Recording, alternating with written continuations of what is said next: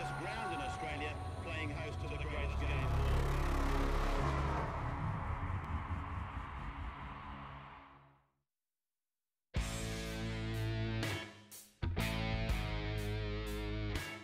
Hard to believe that it was only 3 years ago that the V8 Brutes debuted here at Clipsal 500. And you know, it was meant to be fun. No one took themselves seriously. Ford versus Holden, a good time. However, things have changed and those drivers are no longer cowboys on wheels. The series has definitely evolved. I think maybe that tag sort of got thrown around a bit at the start of last year when there was a fair bit of action and all that sort of stuff. But everyone's settled down now and I think they're going to be in for some very, very good racing this weekend. I've never seen a category come out of the ground as hard and fast as this one, and it hasn't started to lose speed yet. Round 1 at the Clipsal 500 in 2003, the field had grown to 29 utes. New drivers included Gavin Harvey, son of longtime Speedway, sports car and Holden dealer team driver John Harvey, Dave Schmacko Griffin and country singer Adam Brand. I guess I'm a nice guy, you know, I give people a bit too much room, but don't worry, I'm Grice's teammate. He'll knock that out of me pretty soon. The final race was another classic Ford versus Holden showdown. Amongst that sandwich, ice wide, straight up the inside of handlebars. Takes the lead as well. Mid-race, rookie Dave Griffin in the pedigree pet food Holden was caught out trying to teach an old dog new tricks. Somebody hit me right up the backside. Somebody who doesn't know much about driving these bloody things. Late in the race, Gary Young's brute strength Holden was put to the ultimate tensile test at the notorious Turn 1 chicane. On the back as well. Oh, man. What's that? Big trouble here. It's the ground and Gary. Oh! Yeesh! Wow! Baxter claimed the win from White and Kovacs, giving Holden a great start to the championship. Look at the crowd in the background. It's Holden's door to door down to this very tight left-hander. Heavy braking here. The V8 Ute appearance in Tasmania set up some great racing, grabbing the attention of one legendary Holden driver. I think they're evil, basically. They're bad people. And those nicknames they've got, who invented them?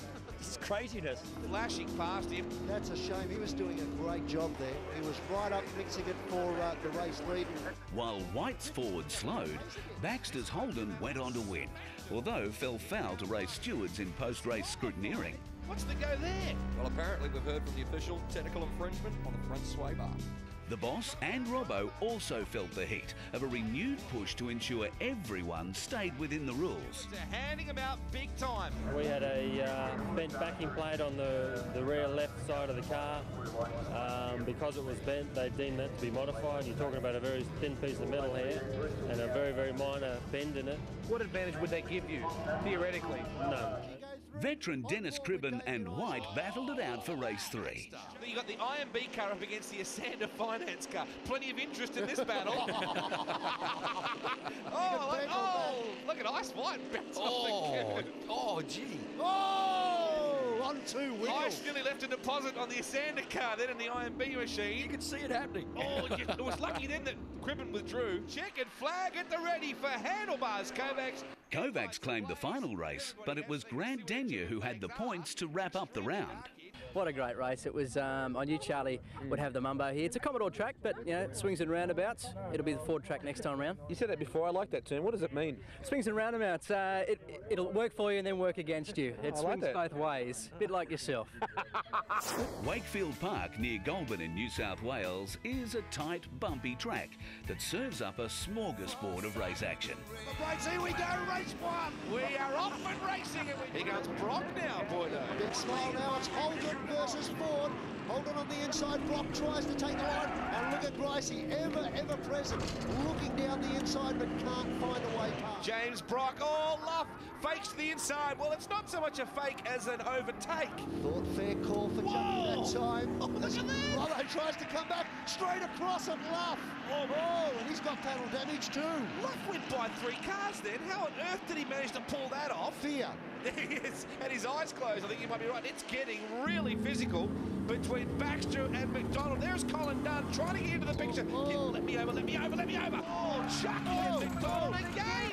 Now Baxter's off the circuit, the Sage Automation entry. Jimmy Thruster applying the pressure to the Mad Dog. The VIP Falcon's gone around. Oh, look at Mad Dog sitting right in the middle of the track. Oh, this is scary. Wow, Muzzer Murray, what great steering. Oh, my goodness. And how quick did Mad Dog get the hell out of there? With the race action so intense, it was no surprise that Sydney panel beater Nandy Kiss was the first to deliver his interpretation of banking a lap, going in hard at turn 1. Oh! Nandy Kiss! Oh! That is a frightening wreck. At the fastest part of the circuit, he's gone off and backed it in hard. I hardly felt it at all, you know. I knew when I got touched and I got spun that it was going to hurt, and I was waiting for it, and I was waiting, and mate, it went in there so easy, the car, and it just collapsed, and everything around me collapsed, but I was fine, you know, and I thought I rolled it and all sorts of stuff, but mate, it's just, I'm glad to be okay, you know.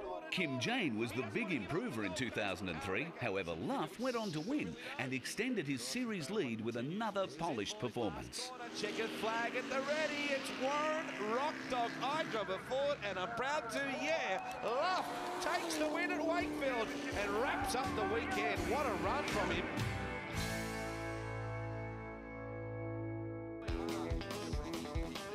Queensland Raceway and twice Bathurst winner Alan Grice wasn't playing up the Brock-Grice rivalry too early in the weekend. Now, Alan, any old scores to settle between the Grices and the Brocks?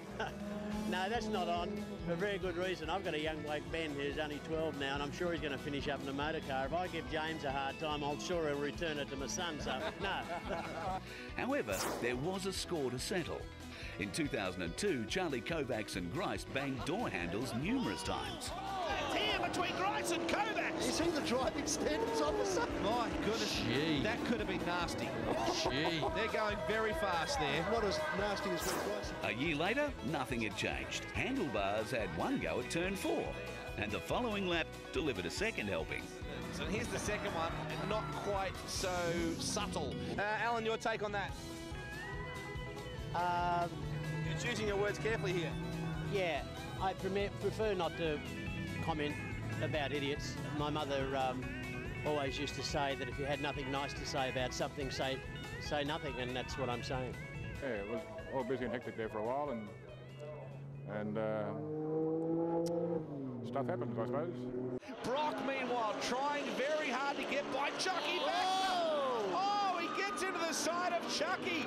Gee, that was a bit tough by Brock. He really forced the issue on that one. Look at him pulling away. There we go. You'd have to say that Brock's got a bit of a run on Bad Boy now. He compromised himself, going 3 wide into the final turn. Up the inside, Bad Boy puts Gricey back sideways. Who's been stirring up Bad Boy? He's been really vicious, hasn't he? Check this out. 3 wide coming up into the Maguire's turn. This is going to be tight. Oh, no. I can't look. Oh, under brakes deep. Oh, wow. Precision driving. That was very pretty. Schmacko did well. They're almost like, what are you guys worried about? Under the mentoring from race royalty, James Brock made it 3 wins in a row and a great weekend for Team Brock. Luff continued to lead the series, but it was all Team Brock at Queensland Raceway. Big effort by Brocky. This is great. I have to say, this is probably the best day we've ever had. I think it's fantastic. I'm just so rapt to see Jamie get out there. He's put so much work in to see him doing this. Keep your rocking chair and your tranquility. I wasn't built for comfort. I was built for speed. Adam Brand, simple question. Where the hell have you been? I've been on tour, Ellie. I've been travelling around the countryside doing shows, and the manager grabbed me by the scruff of the neck and said, all right, come on, get back to work. Enough playing for a little while, but tour's finished. I'm back in the car. If Adam Brand wasn't so damn good at making music, he reckons he'd be almost broke from investing in his passion for motorsport. A late starter in Speedway, he made his debut with the Ford credit team at last year's Clipsal 500. Then Adam was just happy to be out there doing it, rather than stuck singing yet another national anthem. In 2003, Adam's still testing his limits as a driver. I'm down the end of the field. Sort of towards the end of last year, I started creeping up towards the middle of the field, as I started to gain a bit of confidence. I guess that's where I'm trying to get to. I'm probably never going to be up the front with these guys. There's some pretty talented guys, but, I'll just keep trying. Oran Park was Sydney's crowd favourite, an undulating track southwest of Sydney and home to some of the great touring car races in Australian history. Mossvale car dealer Dennis Cribben was an Oran Park regular and gave Bathurst winner John Goss his first co-drive in a Falcon GT at Mount Panorama in 1969. However, the Holden driver was now under pressure from a new generation of drivers. Through missing teeth as Dennis Cribben goes off the circuit. Well, he's a friendly kind of old codger at times, but he does fire up a bit as well, doesn't he? So I think Dennis Cribben might be a little unhappy with Gavin Harvey. Harvey's glory was short-lived. So Cribbo spears off the track. Look at Ross Armand blazing him up. Well, Growler Young managed to get through. That's the Delashi car. Gee whiz, that was close. Two cars, one each side. Oh, that was very close. Oh, my goodness. Harvey had nowhere to go then. Ross was in the middle of locking it up. And Harvey has spun to a stop and have a look. He's animated inside the car. The son of the 1983 Bathurst winner wasn't happy with the outcome. That's Gavin Harvey explaining the lighter side of steering over the bridge to Ross Roasted Almond. And as you can see, both unhappy. Don't make a joke of this either. So, my shadow's in the way. Rolling? Fired up. Well, you know, safety's paramount now, sport. Just a Country singer Adam Brand was improving with every lap.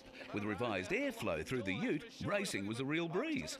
Until the Tiger pounced. Top of the bridge. Oh, Raj, the Tiger! There's another hit for Adam Brand. Unfortunately, it's not one he wrote. Adam might be happy with that. Checker flag is one lap away, and Luff is celebrating. By mid-2003, Warren Luff had established a breakaway lead in the series and was well on his way to back-to-back championship wins. The Rock Dog rocks Oran Park. Dave Griffin dropped a wheel on the last lap. However, the pedigree pet food driver wasn't giving up, and his run to the flag in twilight conditions was very spectacular. The checkered flag is out. That's a Gillette great moment in sport. He crosses the line. Schmacko Griffin. One of the closest ever race finishes was in 2003 at Phillip Island, with Gary Baxter and Charlie Kovacs taking on Luff, the championship leader. Charlie Kovacs with the whiskers whistling in the wind. He takes the win. That was big. That was a great slipstream coming down the straight. Gee, just timed to perfection. Great drive by Kovacs. The winning margin was just 7/100ths of a second. Well, that was about as exciting as I want to make it, I think. Gary's up the front there and having a bit of a go. I thought, well, last corner, here we go. This is about it. We took different lines, and I think the line that Gary took might have been a bit detrimental to his terminal speed. Hit reverse, yeah.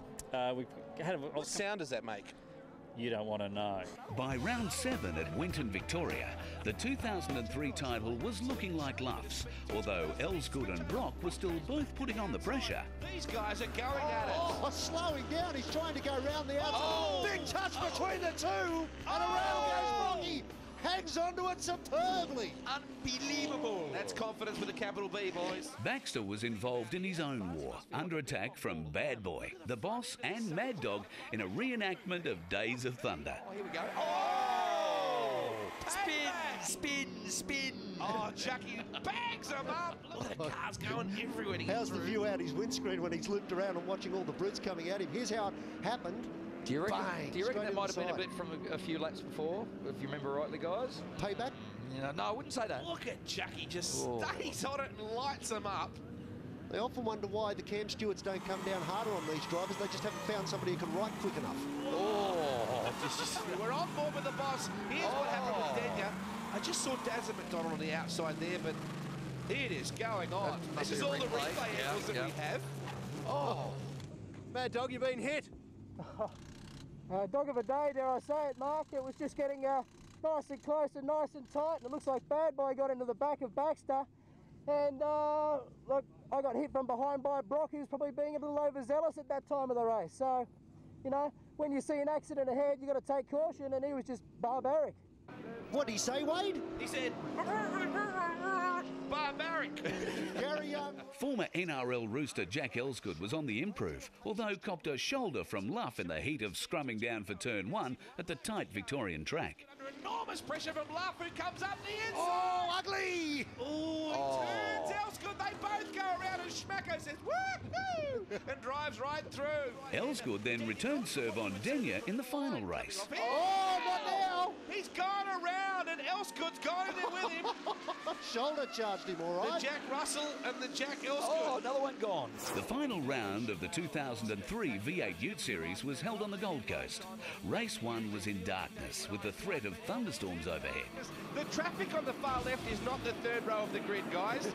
What a race! Luff on the outside as they squeeze each other for room. Look at all the flashes going off from people's cameras as the brutes head their way through. At least I hope that's what it is. And we've actually asked the people in the apartments to turn the lights on so they can see the track better. Oh, Gracie! Oh, look out, he's found a car facing the other way. Is that Flash Turner? Look at the brakes on Jack. Oh, get off the brakes, you wuss, Jack. Oh, pretty. Look at that shot as they go past the orange sign there on the main straightaway. Nothing but the shift light. McDonald took the race win. However, Luff earned enough points to wrap up his second straight V8 Ute Championship. The final race for 2003 proved that 3 into 1 doesn't go. 4 times they hit. Oh! The brutes are back. I love it. Oh, Brock goes around, almost drills the bollards.